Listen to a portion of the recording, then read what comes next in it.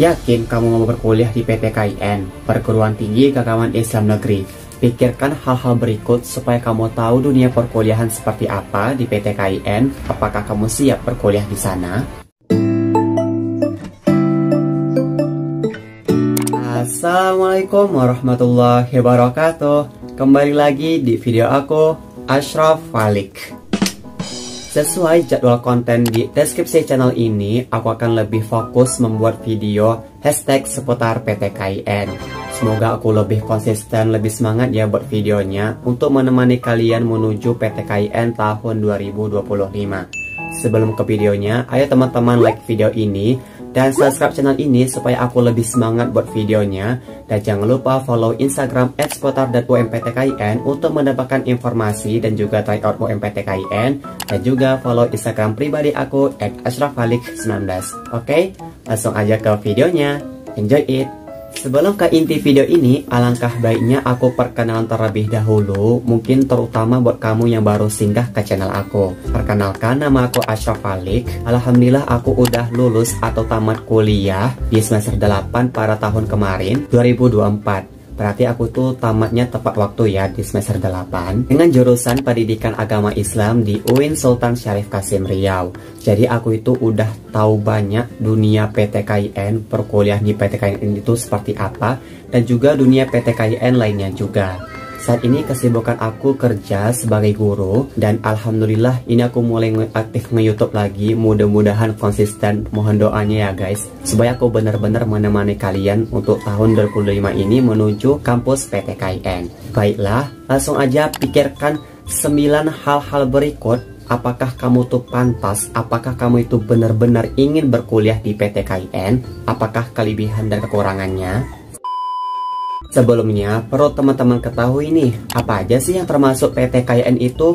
Ada 3 ya guys. Yang pertama itu adalah UIN, Universitas Islam Negeri. Yang kedua ada IAIN, Institut Agama Islam Negeri. Dan yang ketiga ada STAIN, Sekolah Tinggi Agama Islam Negeri. Info yang pertama yaitu peluang lolos masuk PTKIN lebih besar daripada PTN. Kenapa? Karena calon mahasiswa ini ya, mulai dari tahun kemarin dan mulai tahun-tahun mendekat ini, kebanyakan itu calon mahasiswa lebih pengen berkuliah di PTN, yang berarti calon mahasiswa itu kurang peminatnya untuk masuki PTKIN. Dan kuota penerima PTKIN itu lebih besar, makanya itu kita bisa mudah lolos untuk masuk PTKIN.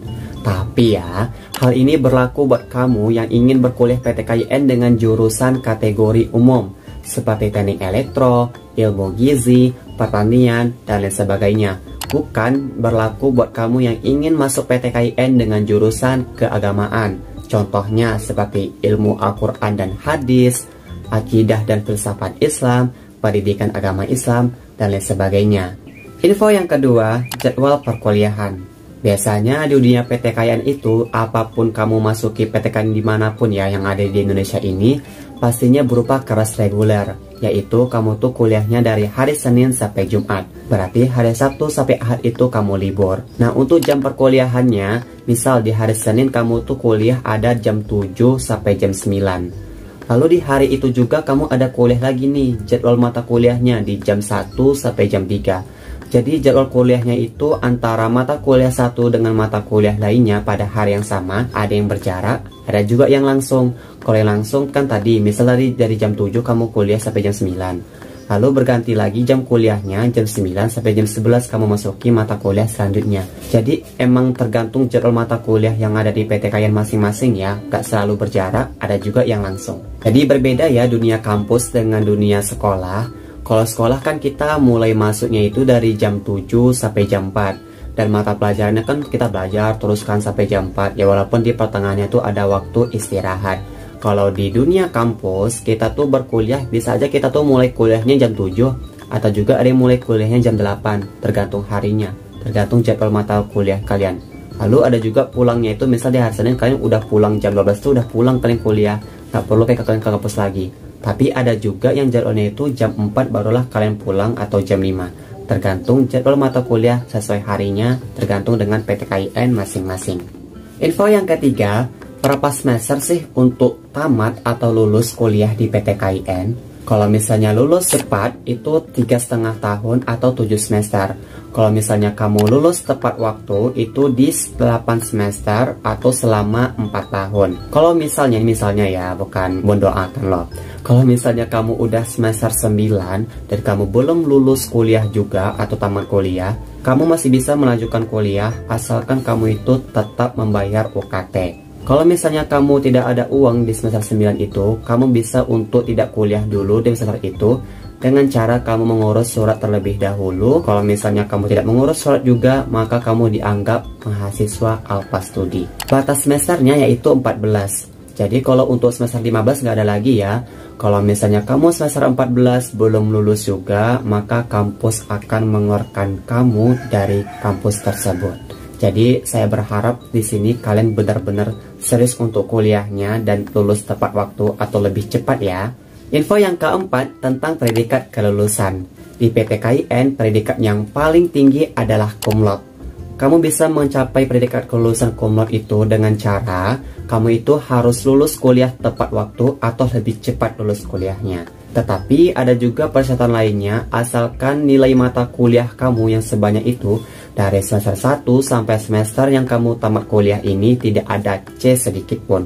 Kalau misalnya ada nilai C, maka kamu tidak mendapatkan predikat cum laude, tetapi kamu bisa mendapatkan predikat kelulusannya itu sangat memuaskan atau memuaskan. Jadi benar-benarlah kamu serius untuk kuliah ya, untuk bisa mencapai predikat cum laude. Info yang kelima tentang penilaian. Di PTKIN biasanya itu berupa huruf ya, penilaiannya ada A, A-, B+, B, B-, dan lain sebagainya. Jika kamu mendapatkan salah satu mata kuliahnya itu ada dapat D atau E, maka berarti kamu gagal di mata kuliah itu. Maka kamu itu harus mengulang lagi mata kuliah tersebut di semester depannya lagi. Maksudnya kamu itu gagalnya itu di semester 2 mata kuliah yang A.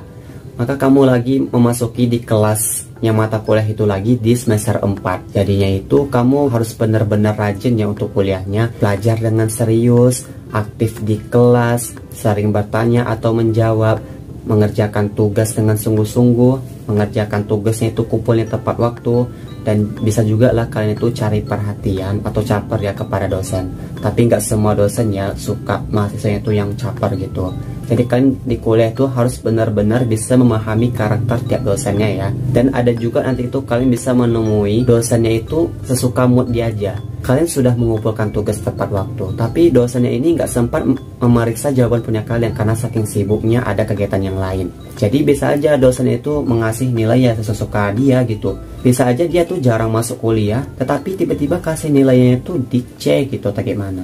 Jadi kalian harus benar-benar siap ya bagaimana dosen yang ada di PTKIN. Semoga kalian jumpa dosen PTKIN itu benar-benar serius ya ngajarnya seperti apa, lalu memberikan nilai benar-benar berdasarkan apa yang udah kalian lakuin selama ini, bukan berdasarkan mood dia.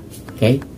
Info yang keenam yaitu persiapkan energi dan mental kalian. Baru masuk kuliah nih, biasanya tiba-tiba tugas tuh langsung banyak dari setiap mata kuliah. Ada yang disuruh kita membuat makalah, mempersiapkan praktek. Karena kalau namanya kuliah itu mahasiswa harus lebih aktif ya, harus dia yang lebih menjelaskan daripada dosennya. Jadi dosennya itu hanya sebagai fasilitator aja. Mahasiswa lah yang belajar, dialah yang menjelaskan materi kepada mahasiswa lainnya. Kayak seperti presentasi itu ya. Lalu perkataan dosen di kelas, kadang ada yang dosennya itu pemarah, biasa itu dosen-dosen senior, jadi harus perkuat mental kalian. Sebenarnya dosen-dosen senior itu marah-marah tetapi untuk demi kalian juga, karena mungkin kan dosennya kan ada cara ngajarnya berbeda-beda ya. Marah tetapi berarti sayang sama kalian, berarti peduli sama kalian, benar-benar kalian berubah untuk belajar yang lebih baik. Lalu kita cek dosen di WA, nah harus ada etika yang harus kalian perhatikan.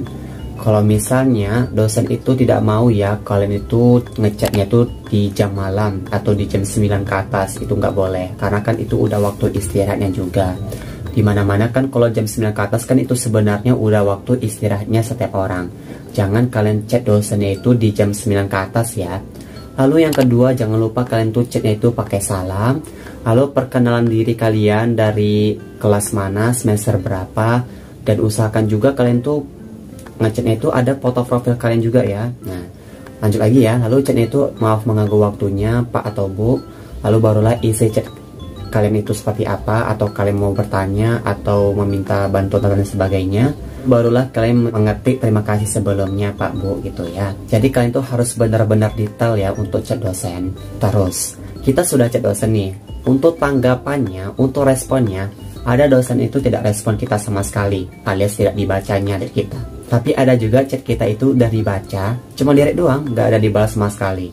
Kalau misalnya direspon, hanya dikasih jempol doang. Atau ada juga yang responnya itu hanya dikasih singkat aja. Atau ada juga yang chatnya itu nggak dibalasnya salam kita. Jadi aku harap kalian tidak kaget lagi bagaimana untuk menghadapi chat dosen seperti apa. Pokoknya kalian harus perbanyak kuat mental dan harus banyak mengisi energi kalian ya. Info yang ketujuh yaitu finansial atau keuangan.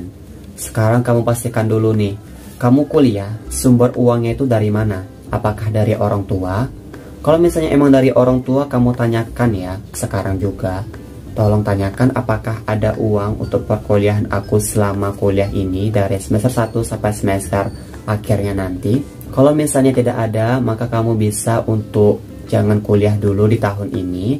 Kamu bisa namanya itu gap year, alias kamu itu kuliahnya di tahun depan. Jadi untuk tahun ini kamu bisa bekerja cari uang sebanyak-banyaknya untuk berkuliah persiapan di tahun depan. Kenapa harus benar-benar untuk persiapan finansial? Karena di perkuliahan itu emang banyak banget ya finansial yang kita butuhkan. Dimulai dari pertama yaitu UKT, yaitu uang kuliah tunggal, yaitu berupa uang SPP kamu bayarnya itu setiap semester. Biasanya di awal semester ya bayarnya. Lalu yang kedua uang kos kamu berapa? Biasanya ada yang paling murah mungkin kalau di Pekanbaru ya, dekat aku waktu itu 300.000. Cuman nggak tahu lagi ya kalau harga sekarang berapa. Mana tahu kan makin lama makin naik, tergantung fasilitas yang mau kamu koskan gitu ya. Lalu uang makan kamu di sana bagaimana? Lalu uang kendaraan, uang minyaknya seperti apa? Apakah kamu ada motor untuk berkuliah di sana? Lalu uang tugas-tugas lain sebagainya, uang ngeprint, alat tulis kamu dan lain sebagainya. Jadi emang benar-benar banyak yang kamu harus pikirkan finansial ya, apa aja keperluan berkuliah kamu. Info sebelumnya, kamu sudah mengetahui jadwal kuliahnya berupa kelas reguler. Lalu finansialnya keperluannya buat apa aja. Jadi sekarang aku mau kasih tahu ke kamu itu kuliahnya apakah kegiatannya hanya kuliah aja, kuliah pulang, atau singkatannya kupu-kupu, atau kamu itu mau kuker, kuliah kerja, atau kamu itu misalnya kuliahnya itu dari pagi sampai siang dan kebetulan kamu tuh nggak ada jadwal kuliah lagi di siangnya, maka kamu bisa diisi dengan kerjanya itu bisa berupa waiters atau ngojek dan lain sebagainya. Pokoknya pasti ada peluang kerja untuk sambilan gitu ya. Atau kamu itu mau yang kesibukannya kura-kura, yang berarti kuliah rapat. Jadi kamu itu nggak hanya mengikuti perkuliahan aja, tapi kamu itu mengikuti rapat. Rapatnya itu berarti kamu mengikuti organisasi yang ada di kampus itu. Yang tujuannya bisa menambah relasi, menunjukkan atau meningkatkan skill-skillmu yang ada seperti kepemimpinan, membuat acara-acara kayak suka dokumentasi dan lain sebagainya bisa kamu kembangkan di organisasi itu. Ingat ya, kamu harus tentukan dari sekarang apakah kamu mau kupu-kupu, kura-kura atau kuker-kuker. Nah, kalau aku kupu-kupu ya, kuliah pulang. Sebenarnya aku masih bisa sih disebutkan kuker. Karena pada saat aku kuliah itu aku menyempatkan waktu untuk mulai nge-YouTube kan, membuat konten seperti ini. Karena aku dari dulu di 2021 aku udah mulai aktif membuat konten masuk PTKIN. Jadi bisa untuk mengambil penghasilan dari sana juga. Info pertama tadi aku bilang, peluang lolos masuk PTKIN itu lebih mudah daripada PTN. Nah, info terakhirnya yaitu peluang lulus atau tamat kuliah di PTKIN itu lebih sulit daripada PTN. Kenapa? Karena ada beberapa persyaratan kelulusan yang harus kalian penuhi dan bisa kok kalian berangsur-angsur mulai dari sekarang, dari semester 1 ke dosen pembimbing akademik atau namanya dosen PA ya. Persyaratan kelulusannya itu berupa seperti setor hafalan juz 30 beserta doa sehari-harinya, arti bacaan sholat, mengikuti TOEFL, mengikuti kegiatan seminar atau webinar yang memiliki ada sertifikatnya ya, mengikuti ujian kompre dan lain sebagainya. Itu persyaratan ujian kelulusan PTKIN secara umum ya. Tapi ini kembali lagi ke PTKIN masing-masing. Jadi di sini untuk persyaratan lulus kuliah itu nggak hanya berupa mengikuti ujian sidang skripsi aja ya. Ada lagi persyaratan yang lainnya kalau misalnya kalian berkuliah di PTKIN. Yaps, itu dia 9 informasi mengenai dunia perkuliahan di PT KIN. Jadi bagaimana? Apakah kamu siap berkuliah di PT KIN? Kalau iya, video selanjutnya aku akan membuat video informasi jalur apa aja untuk bisa kamu berkuliah di PT KIN tahun 2025. Mohon nantikan ya. Kalau misalnya kamu ada pertanyaan tentang video ini, bisa komentar di bawah atau bisa chat WA aku 0895 15512714 dan share video ini ke message teman-teman kalian punya supaya teman-teman kamu itu belajar juga untuk bisa berkuliah di PT KIN dan bisa menjadi amal jariah bagi kita semuanya. Amin. Baiklah, saya akhiri video kali ini. Wassalamualaikum warahmatullahi wabarakatuh. Bye bye.